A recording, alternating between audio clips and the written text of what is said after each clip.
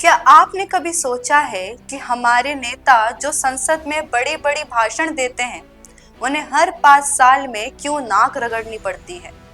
क्यों हर चुनाव में उन्हें हमारे दरवाजे पर आकर वोट मांगना पड़ता है?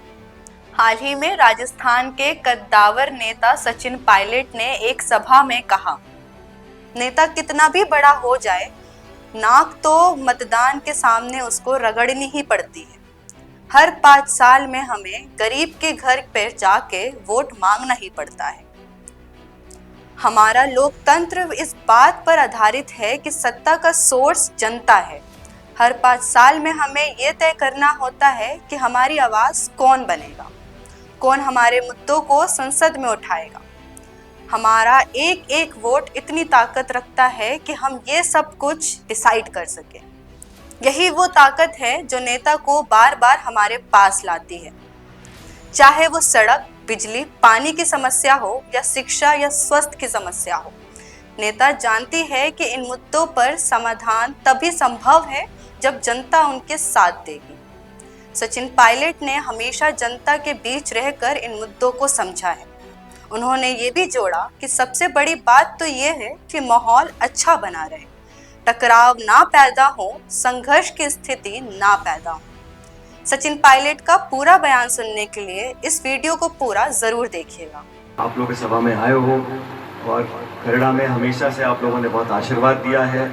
इस पंचायत के 5 गांवों ने हमेशा समर्थन भी किया है और आज भी मेरा दौरा कोई चुनाव नहीं है, कोई मौका नहीं है, कोई त्यौहार नहीं है। मैं तो निरंतर आप लोगों के बीच में आके संवाद करता रहता हूँ, पूछता रहता हूँ सड़क का, स्कूल का, बिजली का, पानी का क्या व्यवस्था है। अभी अधिकारियों से मैंने मीटिंग भी करी है सुबह, और जो पानी बिजली की भयंकर समस्या पिछले 2 महीने से है, उसके लिए मैंने कहा है कि आप संसाधन जुटाओ और ग्रामीण क्षेत्र में जो लोग आज बिजली से, पानी से पीड़ित हैं, उनका समाधान करने के लिए निर्देशित किया है। प्रशासन ने मुझे कहा है कि अगले कुछ दिनों में वो सारी कार्रवाई कर लोगों को राहत पहुँचाने का काम करेंगे।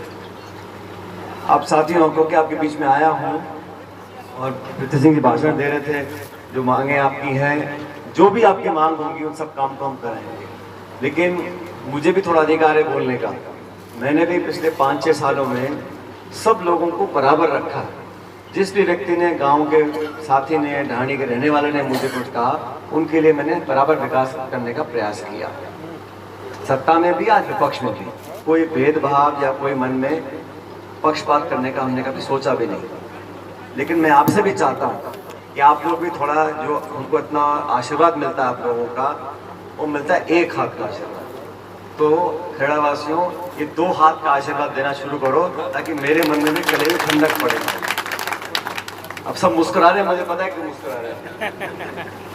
भाई, हर व्यक्ति की निजी इच्छा होती है या उसका निर्णय होता है किसका समर्थन करना है, किसको वोट डालना है, और ये लोकतंत्र की खूबी है और लोकतंत्र की ताकत है कि कोई सरपंच हो, प्रधान हो, प्रमुख हो, सांसद, विधायक, कोई भी हो, किस पद पर पहुंच जाए, लेकिन हर 5 साल में उसको गरीब के घर में चौखट पर नाक रगड़नी पड़ती है, वोट मांगने के लिए हाथ जोड़ना पड़ता है। और ये संविधान ने हमको ये प्रावधान दिया है, ताकत दी है।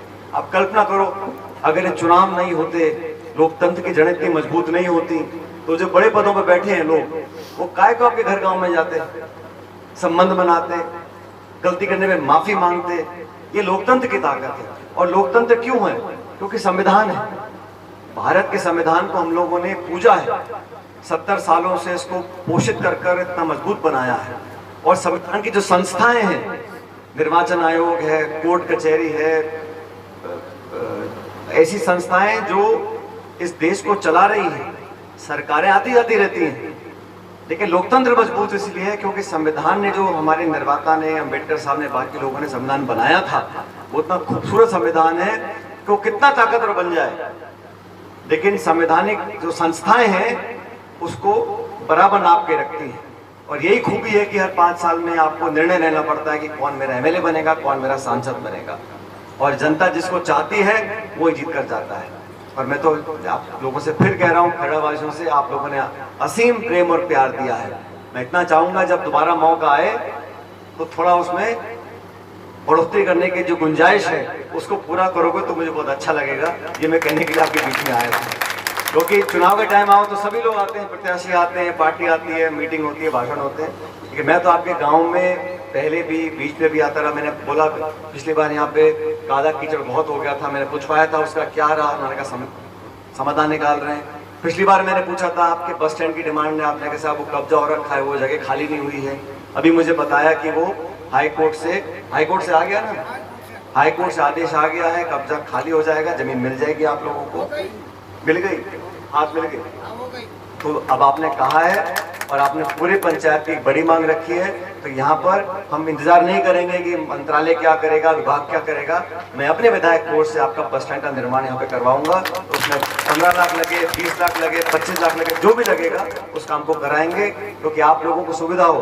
और देखो, बस से यात्रा सब करते हैं, सब समाज के लोग, सब विचारधारा के लोग, इसमें कोई तेरा मेरा नहीं होता। सड़क है, सब चलते हैं इसके ऊपर। तो ये खूबसूरती इस देश की है कि 36 कौम के लोग साथ रहते हैं। अगर हम लोग भी देखने लगे कि फलाने ने वोट दिया है, फलाने नहीं दिया, और उस दृष्टिकोण से काम करें, वो गलत होगा। आज मैं विधायक हूँ तो मैं प्रत्येक इस विधानसभा क्षेत्र के हर नागरिक का, चाहे वो वोटर है या नहीं है, मेरे को पक्ष में वोट किया नहीं किया, ये फर्क नहीं पड़ता इस बात का। और वो सोच, वो उदारता मन में लानी चाहिए। भाई जो हमारे लिए काम कर रहा है, हमें उसका समर्थन करना है, और जो मेरे को वोट नहीं भी दे रहा है उसका मुझे भी ख्याल रखना है। ये लोकतांत्रिक भावना लोगों को मन में पैदा करनी चाहिए। अधिकांश मैंने देखा है, जब लोग जीत जाते हैं, सत्ता आ जाती है, तो वो तक निकालते हैं, इतने वोट नहीं मिले, इसने वोट नहीं दिया, इसको इस पे केस करो, इसको भगाओ, ट्रांसफर करो। ये जो द्वेष की राजनीति है, मैं तो विश्वास में करता नहीं। लोगों का मन जीतना है तो प्यार से जीतो, काम करके जीतो, तब जीतते हैं। और ऐसा नहीं हो सकता कि 100 में से 100 लोग समर्थक हो जाएंगे। भाई विरोधी भी होते हैं, वैचारिक विरोध करने वाले भी होते हैं, राजनीतिक प्रतिद्वंदी भी होते हैं, वो सब चलता है राजनीति में। लेकिन सबसे बड़ी बात है कि माहौल अच्छा रहे, कि टकराव ना पैदा हो, संघर्ष की स्थिति पैदा ना हो। ये वाद की राजनीति जो होती है, ये नहीं होनी चाहिए। सबको बराबर मौका मिलना चाहिए। और खासकर जो नौजवान हैं, बच्चे बच्चियां हैं, वो पढ़ें, अच्छी शिक्षा लें, पैरों पर खड़े हों, गांव का नाम।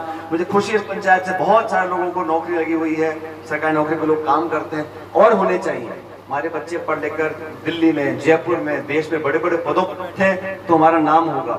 इस भावना के साथ हम लोग काम करना चाहते हैं, इसलिए आपके बीच में हाजिर हुआ था। मुझे 2-4 मांगे बताई हैं, कोई हैंडपंप की, कोई सड़क की, वो सब करा दूंगा। लेकिन सबसे पहले जो आपका बस स्टैंड का काम है, वो मेरे विधायक कोष से बस स्टैंड बनवाऊंगा। और जब बस स्टैंड बन जाएगा, उसकी छांव में आपके बीच में खड़े होकर बस पर बैठ के जाएंगे। आपका बहुत बहुत धन्यवाद। ताज़ा खबरों के लिए विजिट करें द फैक्ट इंडिया की वेबसाइट और डाउनलोड करें द फैक्ट इंडिया ऐप।